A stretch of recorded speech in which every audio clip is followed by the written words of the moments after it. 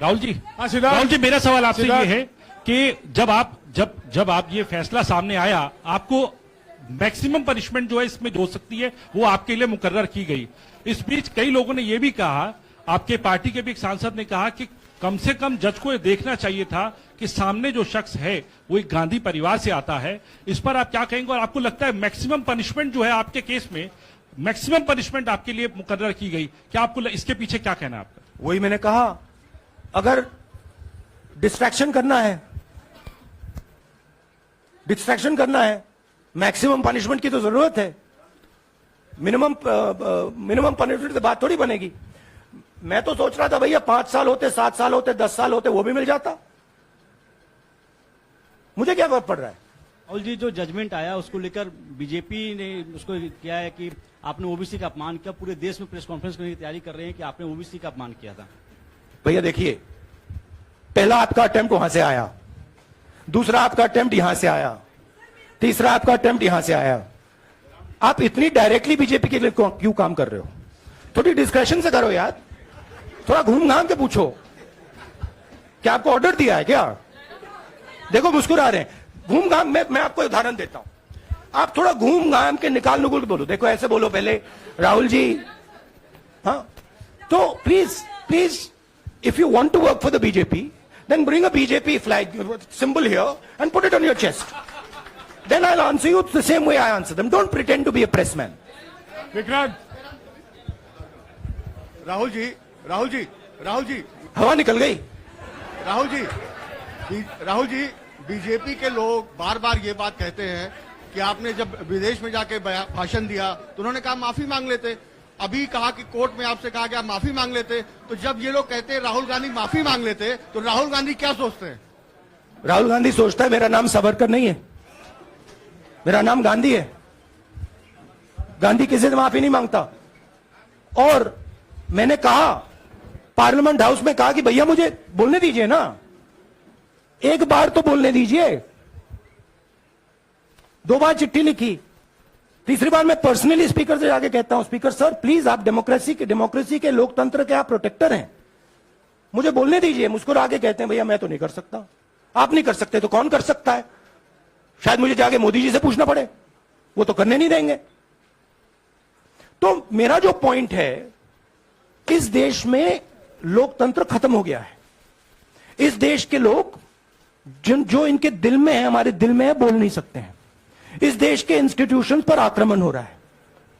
और उस आक्रमण का मैकेनिज्म क्या है? उस आक्रमण का मैकेनिज्म नरेंद्र मोदी जी और अदानी जी का रिश्ता है, वो फाउंडेशन है।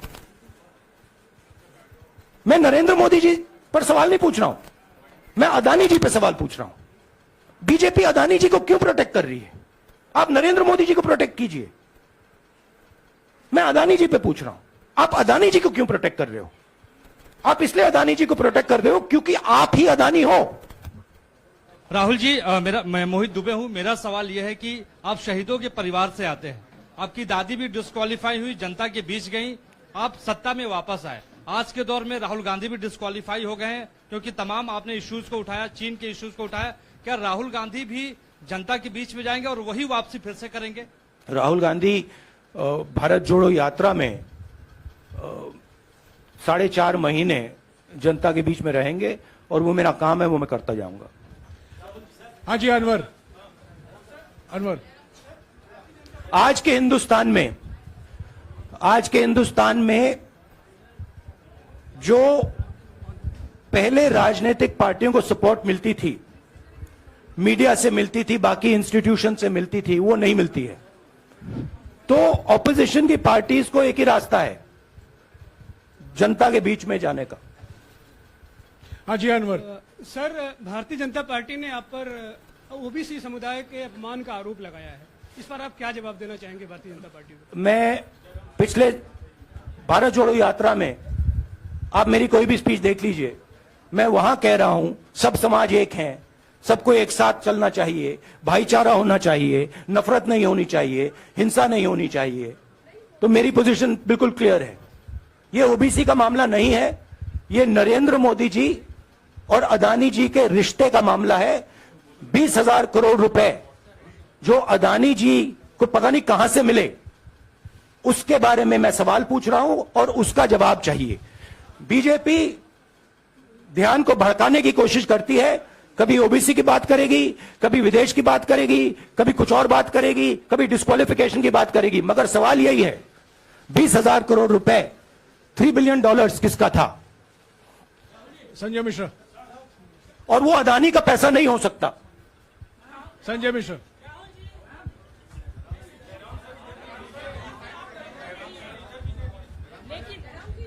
आपने कहा आप डरते नहीं हैं, लेकिन स्टेट के टारगेट पे हैं और स्टेट आपके खिलाफ है, पूरी स्टेट, पूरी मशीनरी आपके खिलाफ है। ऐसे में आपके सामने चैलेंजेस बहुत बड़ा है, तो रास्ता क्या है, रणनीति क्या है? देखिए भैया, चाहे स्टेट हो चाहे कुछ भी हो, मैं सच्चाई को देखता हूं। मुझे और किसी चीज में इंटरेस्ट नहीं है, मैं सच्चाई बोलता हूं। राजनीति में यह फैशनेबल बात नहीं है, मगर यह बात मेरे खून में है। मैं और कोई रास्ता निकाल ही नहीं सकता हूं।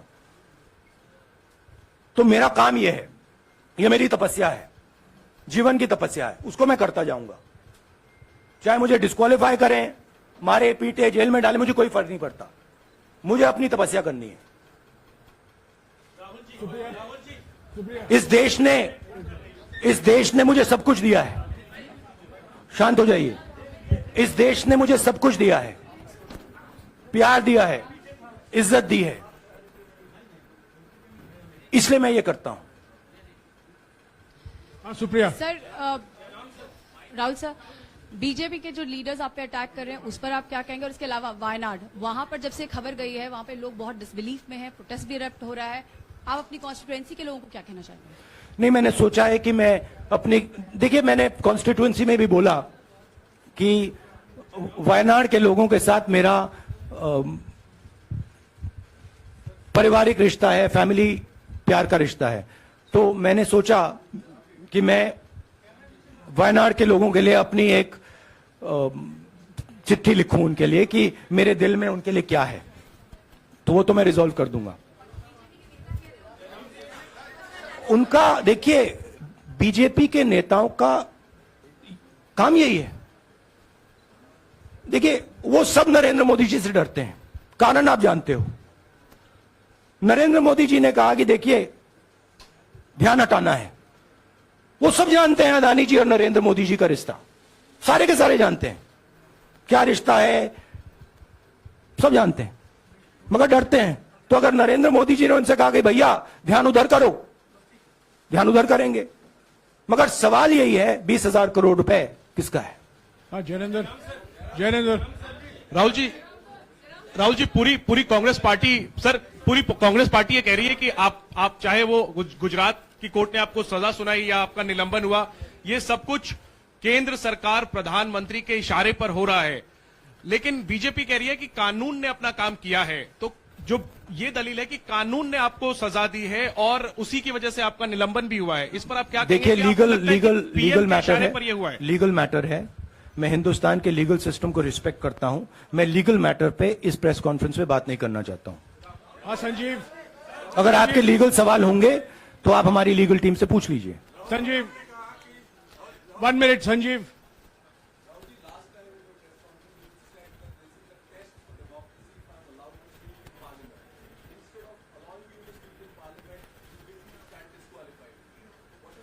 No, look, please understand why I have been disqualified. I've been disqualified because the Prime Minister is scared of my next speech. He's scared of the next speech that is going to come on Adani, right? I've seen it in his eyes. So he's terrified of the next speech that is going to come, and they don't want that speech to be in Parliament. That's the issue. That is why, first the distraction, now the disqualification. Please don't be confused about this matter. There is a deep relationship between Narendra Modi ji and Mr. Adani. There is a question. 20,000 crore rupees have suddenly arrived in Mr. Adani's shell companies. Where has this money come from? Whose money is it? It is, some of these companies are defense companies. Why is the defense ministry not asking this question? Why is the defense ministry not asking the question? But please explain to us whose money is this that is being spent on our drone development, that is being spent on our missile development, that is being spent on our ordnance production? Why is the defense ministry not asking this question? Manjari, please. एक minute, मंजरी. सदस्यता की रद्द हुई तो उसके बाद बहुत सारे ऐसे विपक्षी दल जो अभी तक कांग्रेस से दूरी बना के चलते थे वो भी आपके समर्थन में आए. तो आपको क्या लगता है अब वो समय आ गया है जब सारे विपक्ष को एकजुट हो जाना चाहिए? मैं उन सब विपक्षी दलों का धन्यवाद करता हूं कि उन्होंने इस बात में हमारी सपोर्ट की और हम सब मिलके काम करेंगे. रंजीता. जिस बयान को लेकर आपको ये सजा सुनाई गई है, क्या आपको लगता है, आपको अफसोस है उस बयान को लेकर?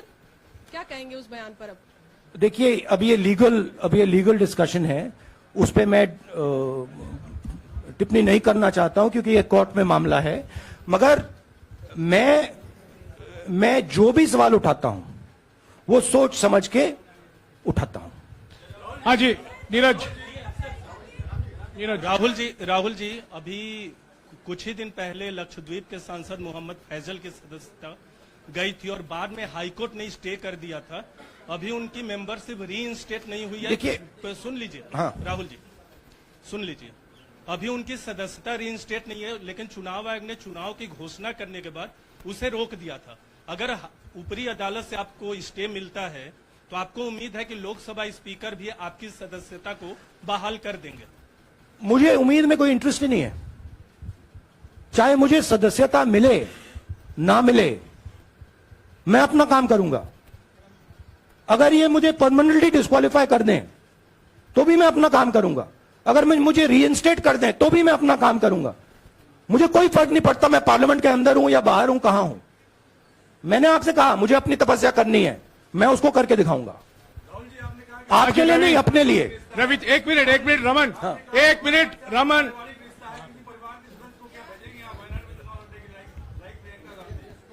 It is not up to me, it is up to Congress president कौन जाएंगे.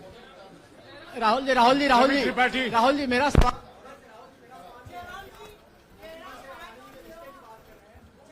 आपके यहाँ बैठे हैं. हाँ. दोनों मुख्यमंत्रियों का भी अडानी जी से रिश्ता है, उनके साथ लेन देन का मामला, उसका कहा धंधे का मामला है. लेकिन क्या धंधे का मामला, क्या बात कर रहे हैं? ये धंधा रोकेंगे ये लोग? जिनके पास जो भी स्टेट का उनके साथ नाता है, जो भी बिजनेस चल रहा है, वो बिजनेस रोका जाएगा क्या? देखिए, सिंपल सी बात है, आप डिस्ट्रैक्ट करने की कोशिश मत कीजिए. 20,000 करोड़ रुपए अदानी जी की शेल कंपनीज में कहां से आए? आप इंक्वायरी कीजिए. अगर बात निकली कि हमारे चीफ मिनिस्टर का पैसा है तो इनको जेल में डाल दीजिए. अगर बात निकली तो किसी और का पैसा है तो उसको जेल में डालिए. हाँ Siddharth. Sir, Rahul sir, please madam, एक मिनट. मैडम आप लोकतंत्र को समझिए. ये जो पैनिक रिएक्शन इन्होंने किया है नरेंद्र मोदी जी ने, इससे सबसे ज्यादा फायदा मिलेगा विपक्ष को. ये इन्होंने हमें हथियार पकड़ा दिया है. ये आप बात समझिए. ये मोदी जी पैनिक में आ गए कि बात निकल जाएगी, ये 20,000 करोड़ रुपए किसके हैं, डर गए, घबरा गए. इन्होंने पूरा सीक्वेंस शुरू कर दिया. ये विपक्ष को सबसे बड़ा इन्होंने हथियार दिया है. राहुल जी, क्योंकि जनता के माइंड में अब एक सवाल आ गया है कि जनता जानती है कि अदानी जी भ्रष्ट व्यक्ति है. अब जनता के माइंड में यह सवाल उठा है कि इस भ्रष्ट व्यक्ति को हिंदुस्तान का प्रधानमंत्री क्यों बचा रहा है. यह मतलब अब सब कुछ बीजेपी के लोग, नरेंद्र मोदी जी सब कुछ इस व्यक्ति को बचाने के लिए क्यों कर रहे हैं. दूसरा सवाल, बीजेपी के लोगों ने कहा कि अदानी पर आक्रमण देश पर आक्रमण है. मतलब इनके माइंड में देश अदानी है और अदानी देश है. बात समझिए.